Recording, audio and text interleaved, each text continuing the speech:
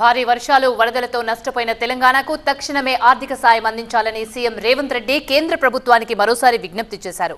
ఎలాంటి నిబంధనలు లేకుండా తక్షణమే నిధులు విడుదల చేయాలని వరద నష్టం అంచనా వేసేందుకు వచ్చిన కేంద్ర బృందం సభ్యుల్ని సీఎం కోరారు. తెలుగు రాష్ట్రాల్లో భారీ వర్షాలు వరదల కారణంగా తీవ్ర నష్టం సంభవించింది. ఈ క్రమంలో వరద నష్టాన్ని అంచనా వేసేందుకు కేంద్ర బృందం ఏపీ తెలంగాణలో పర్యటించింది. రాష్ట్రంలో వరద నష్టాన్ని అంచనా వేసేందుకు వచ్చిన కేంద్ర బృందంతో సీఎం రేవంత్ రెడ్డి సచివాలయంలో భేటీ అయ్యారు. ఈ భేటీలో మంత్రి పొంగులేటి శ్రీనివాసరెడ్డి, ఎంపీ రఘురాంరెడ్డి, సీఎం సలహాదారు వేం నరేందర్ రెడ్డి, సీఎస్ శాంతికుమారి పాల్గొన్నారు.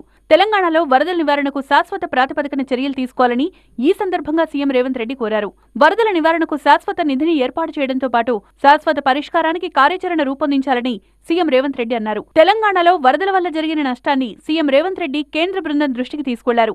భారీ వర్షాలు వరదలతో నష్టపోయిన తెలంగాణకు తక్షణమే ఆర్థిక సాయం అందించాలని, వివిధ శాఖల నుంచి అందిన సమగ్ర అంచనాల ప్రకారం 10,320 కోట్ల నష్టం వాటిల్లిందని, ఇంకా పూర్తి వివరాలు రావాల్సి ఉందన్నారు. ఎలాంటి షరతులు లేకుండా వెంటనే నిధులు విడుదల చేయాలని సీఎం కోరారు. కఠిన నిబంధనల వల్ల అందుబాటులో ఉన్న సీడీఎఫ్ నిధులు 1,350 కోట్లలో ఒక్క రూపాయి కూడా రాష్ట్ర ప్రభుత్వం వాడుకునే పరిస్థితి లేదని, ఈ నిబంధనలు సడలించాలని సీఎం రేవంత్ రెడ్డి కేంద్ర బృందాన్ని కోరారు.